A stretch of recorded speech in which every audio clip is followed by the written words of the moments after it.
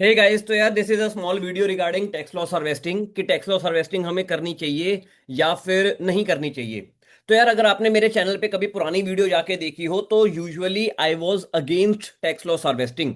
मैं tax loss harvesting के against हुआ करता था। उसका मैं आपको रीजन एक्सप्लेन करता हूं क्यों। रीजन ये है, मान लीजिए मेरा करेंटली स्टॉक्स में लॉस चल रहा है 20 लाख रुपए का।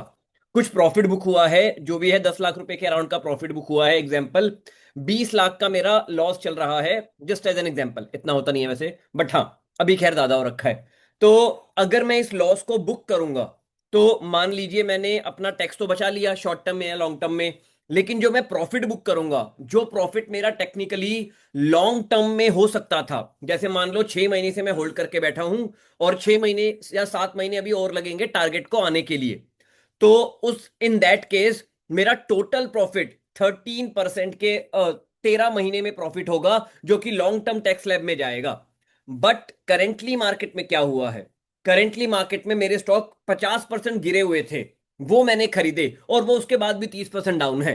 अब जो मेरा टारगेट है, जो कि ऑल टाइम हाई के अराउंड का टारगेट था कई सारे स्टॉक्स के लिए, वो इतना बड़ा टारगेट है कि वो डेफिनेटली एक साल में तो नहीं आने वाला है। तो इन दैट केस मैं जो है अपने शॉर्ट टर्म लॉसेस को सेट ऑफ कर सकता हूं, शॉर्ट टर्म प्रॉफिट को सेट ऑफ कर सकता हूं शॉर्ट टर्म लॉसेस से। एंड इवेंचुअली जो मेरा प्रॉफिट होगा वो प्रॉफिट लॉन्ग टर्म में ही काउंट होगा। तो अभी टैक्स लॉस हार्वेस्टिंग करना is making a lot of sense. Reason, क्योंकि मैंने जितने का भी प्रॉफिट बुक किया है, एग्जांपल लेते हैं, मान लीजिए मैंने 10 लाख के शॉर्ट टर्म प्रॉफिट बुक किए हैं।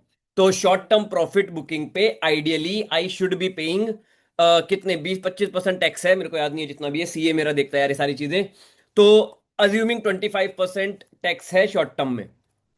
तो यार शॉर्ट टर्म प्रॉफिट पे अभी हमारा 20% के अराउंड लगभग टैक्स लगता है। तो मैं अपना टैक्स जो बचा रहा हूं वो 20% पे बचा रहा हूं। अब मैं अपने लॉसेस को बुक करके 2 दिन बाद वो शेयर फिर से खरीद लूंगा। एंड जब वो टारगेट पे जाएंगे, जो कि लॉन्ग टर्म टैक्स में ही काउंट होने वाले हैं, तो वहां पे मैं प्रॉफिट पे टैक्स पे करूंगा 10%। तो ये एक टैक्स आर्बिट्राज है जिसका आप इस्तेमाल कर सकते हो। And yes, in in certain situation जहां पे हमारे जो प्रॉफिट बुकड हुए हैं, इन माय केस, मैं अपना केस बता रहा हूं, प्रॉफिट मेरे 10-15 लाख के ही बुक हुए हैं, लेकिन एग्जिस्टिंग स्टॉक्स मेरे 30-40 लाख के लॉस में हैं। क्योंकि धीरे धीरे करके लगभग 2-2.5 करोड़ का पोर्टफोलियो बना था जब मार्केट पीक पे थी तब तक। और उसके बाद से स्मॉल कैप इंडेक्स तो लगभग 20% डाउन है ही। जो स्मॉल कैप स्टॉक्स हैं वो 20% डाउन नहीं है, वो 25-30% डाउन है। इवन गिरने के बाद भी वो और गिरे हैं। तो दो चीजें की जा सकती हैं यार, या तो ऐसी बात, ऐसे मौके पे बैठ के रहो, ठीक है, कि मार्केट गिर गई, ब्ला ब्ला ब्ला, ट्रम्प भाई साहब ने क्या कर दिया, जो भी है। और दूसरा, इसको अपने बेनिफिट के लिए यूज करो। तो I am going to choose the second path. मैं इस मौके को अपने बेनिफिट के लिए यूज करने वाला हूं। दैट इज, मैंने जो भी प्रॉफिट बुक किया है, ओवरऑल मार्केट डाउन है तो मैं उसका यूज करूंगा ना। मैं अननेसेसरी सरकार को टैक्स पे क्यों करूं। तो एग्जाम्पल, सरकार को अगर 2-3 लाख देने थे तो वो मैं नहीं दूंगा, क्योंकि सरकार ने ही बोला है आप टैक्स लॉस हार्वेस्टिंग कर सकते हो। एंड उस पैसे को मैं री इन्वेस्ट करूंगा उन्हीं स्टॉक्स में जो नीचे गिरे हुए हैं। विद दैट बीइंग सेड, मैं मार्केट से बिल्कुल भी नहीं जा रहा हूं। I am in the market, I will remain in the market. मेरा सारा पैसा स्टॉक मार्केट में ही एलोकेटेड है। मुझे ऐसी बातें सुनने में आ रही हैं कि सर 3 साल, 5 साल, 10 साल तक मार्केट कहीं नहीं गई तो क्या। तो कुछ नहीं, मतलब मैं वो सारी न्यूज़ देख ही नहीं रहा हूं। मुझे पता है कि यार 10 साल तक कहीं ना जाए, ऐसा हो नहीं सकता। आपको पता भी नहीं लगेगा। देखो, जो लोग रो रहे हैं वो रोते रहेंगे, जो लोग डर रहे हैं वो डरते रहेंगे। एंड मार्केट का नेचर है, मार्केट ऑल टाइम हाई पे पहुंच जाएगी।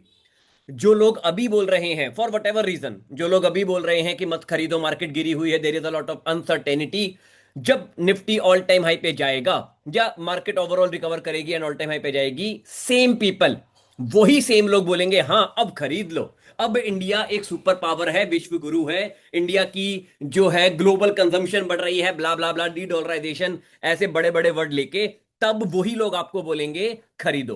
तो इट्स अप टू यू कि आपको क्या समझदारी दिखानी है। आपको चीजें तब खरीदनी है जब वो बॉटम पे है, बॉटम नहीं पता मेरे को, चलो मैं बॉटम वर्ड यूज नहीं करूंगा। इट्स अप टू यू कि आपको चीजें तब खरीदनी है जब वो नीचे है, या फिर आपको तब खरीदनी है जब वो ऊपर है। इस टाइम पे, मतलब ठीक है, मैं लोन लेके पैसा मार्केट में डालना सजेस्ट नहीं करता, बट आई डिड दैट। थोड़े बहुत अमाउंट का लोन लिया है, आटे में नमक जितना मैंने, और वो मार्केट में डाला है, क्योंकि मुझे पता है कि उस पैसे को मैं बहुत ही जल्दी चुका दूंगा। मतलब थोड़ी सी मार्केट 5-10% यहां से रिकवर करे, आर्बिट्राज उस पैसे पे बहुत अच्छा प्रॉफिट बुक करके I will pay of that. तो इस तरीके से स्मार्ट लेवरेज लेके हमें जरूर प्ले करना चाहिए if we want to build sustainable and good wealth from the market. I hope आपको ये short to the point crisp video अच्छी लगी हो तो कमेंट में thank you for this video जरूर लिखना।